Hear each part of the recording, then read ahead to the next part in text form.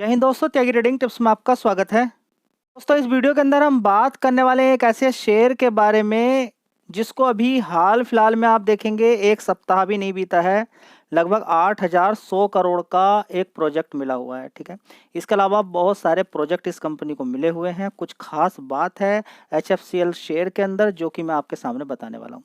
ऐसा नहीं कि ब्लाइंडली आप किसी चीज़ को, मैंने यहाँ पर कोई शेयर बताया, आपने ब्लाइंडली उसको खरीद लिया, नहीं, ऐसा नहीं करना है। शेयर का नाम सुनना है, सुनने के बाद उसके अंदर अपॉर्चुनिटी ढूंढनी है। सबसे बड़ी गलती क्या होती है? शेयर का नाम सुना, कल ही खरीदना है। शेयर का नाम सुनिए, सुनने के बाद जब आपको पता चल जाए कि ये कंपनी मजबूत है, उसके बाद उसमें आप अपनी प्लानिंग के अकॉर्डिंग शेयर खरीदना है। जैसे कि मैं 3 बार में खरीदूंगा, मैं 2 बार में खरीदूंगा, इतने समय के लिए होल्ड करूंगा, जल्दीबाजी नहीं करूंगा। अभी सारी चीज़ें आपको देखनी है। अभी एफआईज भी लगातार माल बेच रहे हैं, आप देख रहे हैं कि एफआईज लगातार माल बेच रहे हैं। एफआईज की होल्डिंग इधर भी है, थोड़ा सा माल बेचा भी है, आगे भी थोड़ा बहुत बेच सकते हैं। लेकिन एक कमाल की बात यहाँ पर यह है कि इस कंपनी के अंदर डीआईज लगातार खरीदारी कर रहे हैं, 1-2% से सीधे सीधे 8% के आसपास आ गए। उसके बारे में बात करेंगे। अगर एफआईज लगातार माल बेच रहे हैं किसी कंपनी के अंदर, पर्टिकुलर किसी कंपनी के अंदर, और वहीं पर बड़ा प्लेयर ही खरीद रहा है, प्रमोटर या डीआईज खरीद रहे हैं, मतलब कि आपको कोई टेंशन नहीं है। प्रमोटर ने माल खरीदा, बेचा, प्रमोटर ने अगर माल बेचा, एफआई डीआईज ने खरीद लिया, बहुत बढ़िया बात है, किसी तरह की कोई दिक्कत नहीं है। ठीक है, तो सबसे पहले आपको समझना होगा कि इस कंपनी के काम करने का तरीका क्या है। काम करने का तरीका क्या, काम क्या करती है कंपनी, उसके बारे में आपको मालूम होना चाहिए।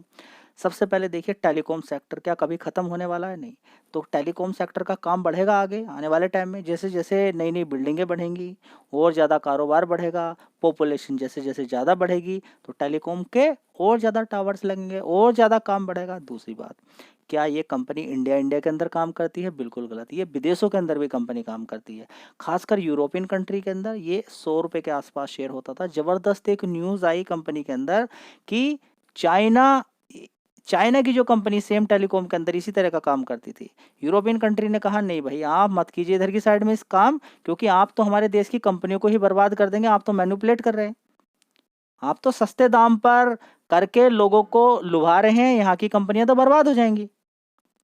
ठीक है, इस कंपनी के अंदर इस तरह की कोई दिक्कत नहीं निकली। जैसे ही चाइना पे एंटी डंपिंग ड्यूटी लगा दी, मतलब बड़े बड़े टैक्स लगा दिए, तो वो कंपनी सस्ते दाम पर माल बेच ही नहीं पाएगी, उधर की साइड में सही से काम कर ही नहीं पाएगी। ठीक है, तो सीधा क्या फंडा होगा, इस कंपनी को फायदा होगा। देखिए, अभी आपने देखा कि जैसे ही चाइना ने बोला कि हम हाल फिलहाल में एल्युमिनियम और कॉपर के रेट में अब डिस्काउंट नहीं देने वाले हैं, छूट नहीं देने वाले हैं, मतलब क्या हुआ इसका कि महंगा बेचेंगे वे। जब महंगा बेचेंगे तो कहीं दूसरी जगह से भी कोई दूसरा कंट्री खरीद सकता है।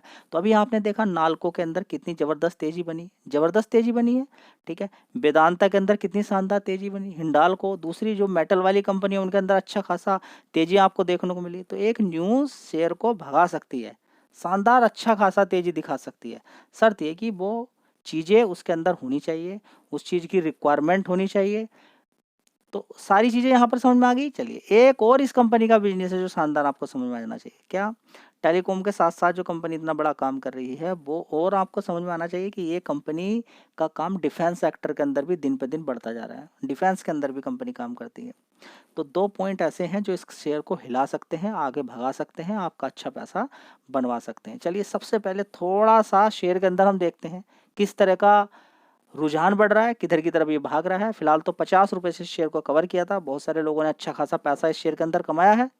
देखते हैं HFCL बार बार 1 महीने का चार्ट पैटर्न अगर आप देखेंगे तो बार बार आप देखेंगे ये गिर के ऊपर। देखिए, अभी मार्केट का हाल ऐसे ही है, कभी कोई न्यूज़ आ जाती है, कभी कोई न्यूज़ आ जाती है, कभी इलेक्शन अभी बीता, उससे पहले बजट बीता, अभी ये रसिया यूक्रेन से सीधा सीधा इजराइल ईरान हो गया, उसके बाद देखेंगे एफआईज ने लगातार माल बेचना शुरू कर दिया। तो कितनी सारी चीज़ें यहाँ पर घटित हो रही हैं, उसके बाद भी देखिए धीरे से गिरता है, गिरने के बाद ऊपर नीचे ऊपर की तरफ भागता हुआ नजर आ रहा है। मतलब बीच में गिरावट के बाद ऊपर की साइड में गिरने की देखिए, ये ऊपर की तरफ जाने की कोशिश कर रहा है शेयर। ठीक है, तो आपको समझ में आ जाना चाहिए कि लोगों का रुझान किधर की साइड में है, बड़े प्लेयर का रुझान किधर की साइड में हो रहा है इस शेयर के अंदर। ठीक है, ये नहीं बोल रहा हूँ कि यहीं पर आपको खरीदना है, ये मैं बिल्कुल आपको राय नहीं दे रहा हूँ। हो सकता है यहाँ से गिरावट पे भी मिले। आप देखेंगे अभी अच्छी खासी इसके अंदर गिरावट भी हुई थी, शेयर कहाँ तक पहुँच गया था नीचे की साइड में, 113 रुपये के आसपास। 113 रुपये पे अच्छा खासा अपॉर्चुनिटी मिली। आज कितना मारा? 132 रुपये अभी कल इस शेयर ने मारा है। ठीक है, तो अपॉर्चुनिटी बीच बीच में मिलती रहेंगी, जो कि 10-10, 12-12% की अपॉर्चुनिटी रहती हैं। बढ़िया पैसा 15-15% की अपॉर्चुनिटी खराब नहीं होती है, अच्छी होती हैं। जब शेयर अच्छा खासा 50 रुपये से यहाँ तक आ चुका है, यहाँ तक नहीं, 50 रुपये से कहाँ तक मारा ये सबसे पहले देखिए। 50 रुपये से शेयर को कवर किया, 171 रुपये इसने मार दिया, ठीक है। तो रिसर्च में क्या कमी रही? नहीं। अब एक शेयर एक बार तो पैसे देता नहीं है। इन चीज़ों को आप समझिए थोड़ा सा, कहाँ पर लंबे समय के लिए होल्ड करना है, कहाँ पर शॉर्ट टर्म में पैसा लेकर निकलना है। अभी आपने देखे शेयर, देखने की कोशिश नहीं की, बहुत सारे शेयर्स के अंदर जबरदस्त गिरावट देखने को मिली है नीचे की साइड में। दोस्तों अभी जो शेयर भागे थे पिछले 2-2.5 साल से, आपने देखिए स्टॉक मार्केट के अंदर कॉपी मत कीजिए। मैं फिर बता देता हूँ, कोई कह रहा है फ्रेंड या टीवी पर बैठकर बोल रहा है, मैं बोल रहा हूँ, कोई दूसरा बोल रहा नहीं। आपका सबसे पहले काम ये होना चाहिए कि 1 साल पहले वो शेयर कहाँ था, 2 साल पहले वो शेयर कहाँ था, कितना तेजी दिखाई उसने, कितना गिरा है वो शेयर, ठीक है। ये सबसे पहले देखिए, उसके बाद आप कंपनी के रिजल्ट्स देखिए, कंपनी का ट्रेंड देखिए, कंपनी का काम देखिए। राइट कंपनी तो आपको चूज करनी है, राइट कंपनी के अलावा आपको काम, अगर आप सिर्फ शेयर की तेजी देख के आप पैसा लगा रहे हैं तो आप बहुत गलत काम कर रहे हैं। शेयर की तेजी नहीं देखनी है, सबसे पहले तो अच्छी कंपनी, उसका काम ही देखना पड़ेगा आपको। राइट कंपनी, उसका फ्यूचर है क्या नहीं है वो देखेंगे आप। देखने के बाद तब आपको दाव खेलना है, तब आपको दाव खेलना है, वो भी गिरावट पे। सारा पैसा फिर भी नहीं लगाना किसी कंपनी में, सारा पैसा किसी कंपनी के अंदर आपको नहीं लगाना है। इस चीज़ को रट लीजिए, ठीक है। तो ये बात समझ में आ गई आपकी, पहली पॉइंट, ठीक है। तो अभी क्या है, ऊपर से मार के नीचे की साइड में गिरा जी, अभी और गिर गया तो क्या, देखिए गिरावट ही हुई थी 113 रुपये तक जी। अभी न्यूज़ निकल कर आ रही हैं इधर उधर की, देखिए आपको न्यूज़ देखने के लिए मिलेंगी। अभी आप देखेंगे, कल की भी एक न्यूज़ थी जिसने मार्केट को ज़बरदस्त गिराया कि यूक्रेन ने लॉन्ग रेंज की जो हथियार थे उससे अटैक किया। देखिए लॉन्ग रेंज से करे या शॉर्ट से करे, उनके बीच में तो लड़ाई चल ही रही है, ठीक है। अब देखेंगे कि वो तो जबरदस्त पेल रहा है, कौन? रूस। रूस छोड़ रहा है? नहीं, उठा उठा के फेंक रहा है। कितनी मिसाइलें छोड़ रहा है? 300 मिसाइल एक ही दिन के अंदर छोड़ी, लगभग 60 शहरों को तबाह कर दिया उसने। तबाह क्या मतलब कि अलग अलग जगह अटैक किया है, बिजली भी सप्लाई गायब हो गई वहाँ पर, ठीक है। तो आप देखेंगे कि उधर की तरफ लड़ाई चल रही है, ठीक है, लड़ाई चल रही है, लेकिन न्यूज़ के अंदर जो दिखाया जा रहा है, क्या वो इतना ज़्यादा पेन है, फुल है, या फिर बहुत ज़्यादा बढ़ा चढ़ा के दिखाया जा रहा है कि सब कुछ ख़त्म हो चुका है वहाँ पर? ऐसा नहीं है। जो भी रॉकेट छोड़े गए थे उसमें तो बहुत सारे ऊपर ही ख़त्म कर दिए गए हैं। हाँ, अटैक हुआ है, अटैक का बदला भी लेगा यूक्रेन, लेकिन यहाँ पर अगर देखें तो रूस भी यही कोशिश कर रहा है कि यूक्रेन शांत हो जाए और सरेंडर कर दे। वो सरेंडर करने के लिए तैयार नहीं, क्योंकि उसको ज़बरदस्त हथियार मिल रहे हैं, ठीक है। तो अब युद्ध आगे कितना बढ़ेगा उसके बारे में तो कह पाना बिल्कुल भी गलत होगा, लेकिन एकदम से ये सोच लेना कि इजराइल ईरान को ख़त्म कर देगा, वो भी बिल्कुल गलत होगा, ठीक है। लड़ाई चल रही है, हाँ लड़ाई चल रही है, ठीक है। लड़ाई किस स्तर की है वो भी आपको समझना ज़रूरी है। हमास को मारना, ठीक है, और हिजबुल्ला को मारना और ईरान पर अटैक करना, दोनों में धरती आसमान का अंतर है, ठीक है। तो ये समझना बहुत ज़्यादा ज़रूरी है जी। ये रूस ने तो यूक्रेन पर कर दिया, करा है क्या? सब कुछ ख़त्म कर दिया क्या?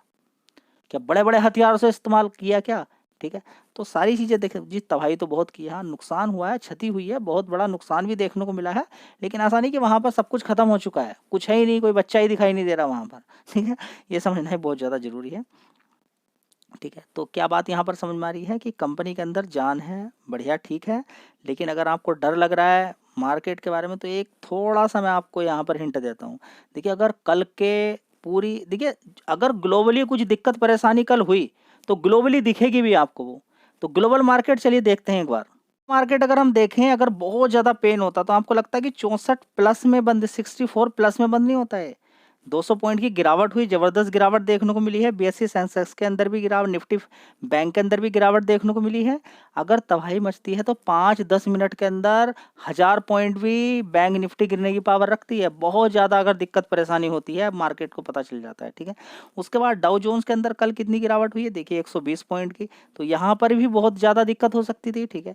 इसके अलावा ग्लोबली अगर मार्केट और भी देखेंगे तो ग्रीन ग्रीन में आपको दिखाई दे रहे हैं।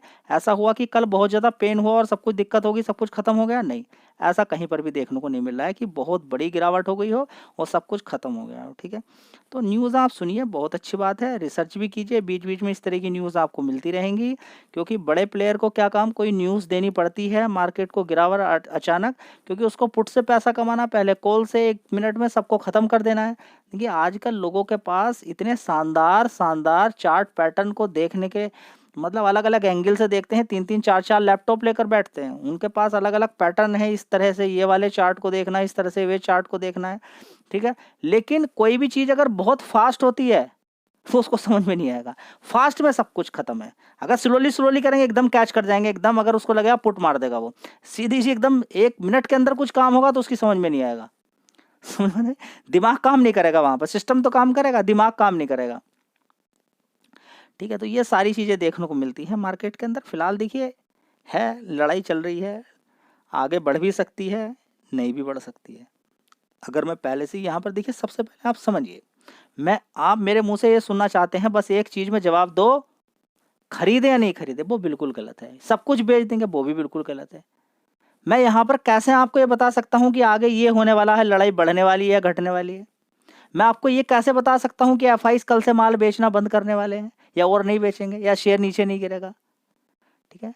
मैं सिर्फ आपको ये बता सकता हूँ कि एफआईज आने वाले टाइम में प्रीवियस रिकॉर्ड देखने के बाद अच्छी खासी गिरावट पे जब मार्केट गिर जाता है, बहुत सस्ता हो जाता है, उस समय खरीदारी कर लेते हैं, फिर महंगा करके आपको बेचते हैं, जो प्रीवियस हिस्ट्री बोलती है।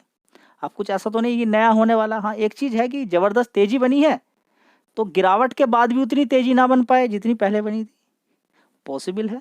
लेकिन अगर कंपनियों के रिजल्ट अच्छे आते हैं तो हो सकता है। पिछले 4-4 साल से बिल्कुल स्टॉक्स नीचे गिरे पड़े थे, खासकर सरकारी कंपनियां, ठीक है। अब उनके अंदर अच्छी खासी तेज़ी बन चुकी है।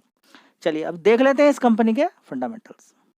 हम देखने की कोशिश करते हैं पूरे पूरे साल का प्रॉफिट। देखिए 56 करोड़ का प्रॉफिट इस कंपनी का होता था, बढ़कर 475 करोड़ हो गया, उसके बाद 425, उसके बाद 156 करोड़ गिरावट। उसके बाद धीरे धीरे करके अगर आप देखते हैं, धीरे धीरे आप देखिए 172 से 232, 237 करोड़, 246 करोड़, उसके बाद देखेंगे 326 करोड़, 318, 338 करोड़, उसके बाद देखेंगे 376 करोड़, ठीक है। अभी मार्च से मार्च तक का है ये। तो लगातार इस कंपनी के अंदर अगर हम देखने की कोशिश करते हैं तो प्रॉफिट लगातार बढ़ ही रहा है। एक मजेदार पॉइंट मैं आपको और बता देता हूं जिससे आपका कॉन्फिडेंस हाई हो जाएगा। दोस्तों यहाँ पर अगर देखने की कोशिश करते हैं तो प्रोमोटर की होल्डिंग कितनी है, 36%। एफआई देखिए 7.66% थे, कितने हो गए, 6.68%। एफआई बीच में चले जाते हैं, फिर आ जाते हैं, बढ़ते हैं, घटते हैं, इसके अंदर ये काम चलता रहता है। फिलहाल डीआईएस की अगर हम बात करते हैं, देखिए कितनी परसेंट थी, 1.44% की हिस्सेदारी होती थी डीआईएस की। आज की डेट में 1.44 से सीधा 8.69, यानी कि अगर ये बेच रहे हैं तो कोई खरीदार भी यहाँ पर दिखाई दे रहा है। तो बढ़िया कंपनी है, चाहो तो शेयर पे आप फोकस कर सकते हो।